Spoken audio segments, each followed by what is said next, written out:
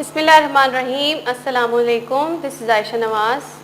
आज हम बात करते हैं relationship between cell structure and its function.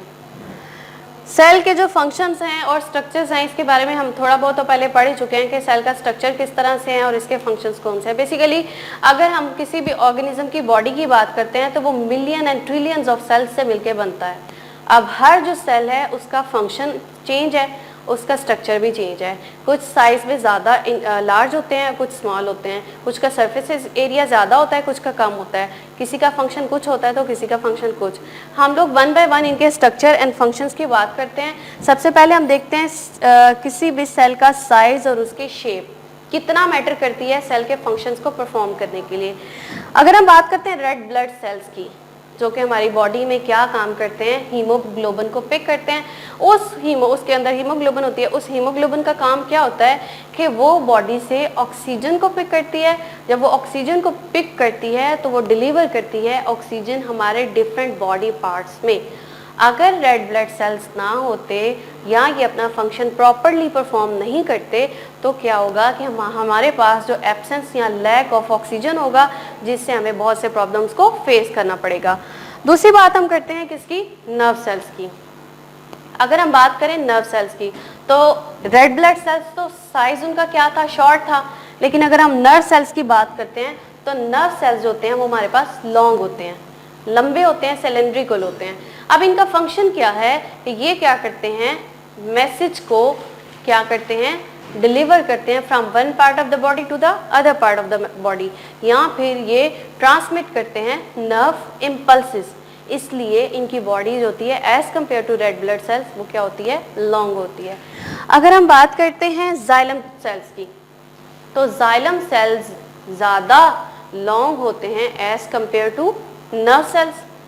और इनका काम क्या होता है कि इन्होंने वाटर जो होता है, और ये प्लांट सेल में प्रेजेंट होते हैं, और इन्होंने कंडक्शन करनी होती है वाटर की from the one part of the body to the end part of the body of the plant. तो इनका ये काम है, ये वाटर को होल्ड करते हैं और एक जगह से दूसरी जगह पर पहुंचाते हैं ताकि प्लांट जो है वो सर्वाइव कर सके और जो है वो बढ़ फूल सके।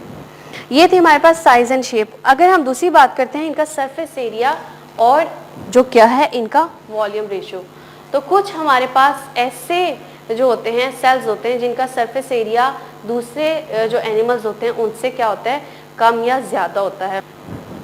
Surface area to volume ratio की अगर हम बात करते हैं तो बात देखें आप, हेयर जो है सेल्स की बात करते हैं, जो प्लांट के ऊपर हेयर्स होते हैं या उनकी अगर हम बात करते हैं तो उन्होंने क्या करना होता है, उनका सरफेस एरिया ज़्यादा होता है क्योंकि उन्होंने अपने अंदर किसको स्टोर करना होता है, वाटर को स्टोर करना होता है। इसलिए उनका surface area as compare to others क्या किया जाता है, ज़्यादा रखा जाता है।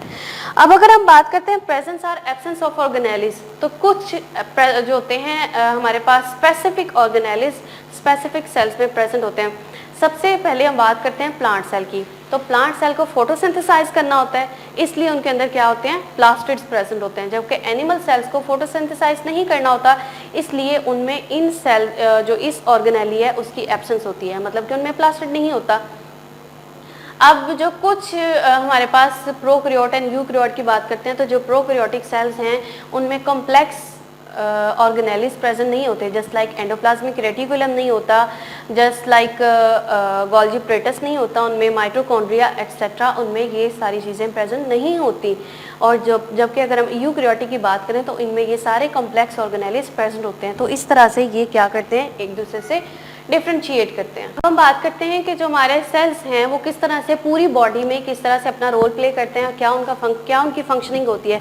तो सबसे पहले हम बात करते हैं नर्व सेल्स की। नर्व सेल्स क्या करते हैं, ट्रांसमिट करते हैं नर्व इम्पल्स को और मैसेज लेके जाते हैं या पहुंचाते हैं from one part of the body to the other part of the body. दूसरी बात अगर हम करते हैं मसल सेल्स की, तो मसल सेल्स क्या करते हैं, कॉन्ट्रैक्ट रिलैक्स करते हैं और आपकी बॉडी को क्या करते हैं, स्ट्रेंथन प्रोवाइड करते हैं।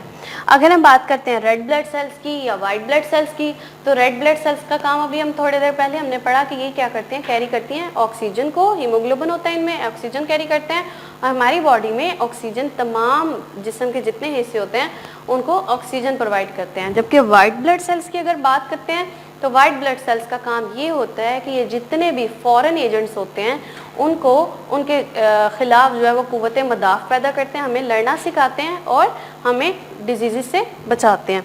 अगर हम स्किन सेल की बात करते हैं तो स्किन सेल बेसिकली क्या करते हैं कि जितने भी बाहर से आने वाले टॉक्सिक मटेरियल्स या पार्टिकल्स होते हैं उनसे हमारी स्किन हमें प्रोटेक्शन प्रोवाइड करती है और के टेम्परेचर जो है उसकी सेंसिटिविटी शो करती है। इसके अलावा जो है स्किन जो है वो पेन सेंसिटिविटी शो करती है, बर्निंग सेंसिटिविटी शो करती है और इस तरह से इसके ख़िलाफ़ जो है वो काम भी करती है। अगर हम बात करते हैं बोन सेल्स की, तो बोन सेल्स में जो बोन्स के जो सेल्स होते हैं वो क्या करते हैं कि हमें सपोर्ट प्रोवाइड करते हैं, स्ट्रेंथन प्रोवाइड करते हैं और जो बोन है उसको भी स्ट्रॉन्ग रखते हैं। तो इस तरह से डिफरेंट जो हमारे बॉडी के सेल्स हैं और वो अपना डिफरेंट फंक्शन परफॉर्म करते हैं और हमारी बॉडी को सपोर्ट प्रोवाइड करते हैं। ठीक है, ये था आज का हमारा लेक्चर जिसमें हम लोगों ने प्रोकैरियोटिक, यूकैरियोटिक सेल और उसके बाद सेल के फंक्शंस और सेल की जो जितने स्ट्रक्चर्स थे उन सबको डिस्क्राइब किया। मिलते हैं इंशाअल्लाह ताला नेक्स्ट वीडियो में, तब तक के लिए अल्लाह हाफ़िज़।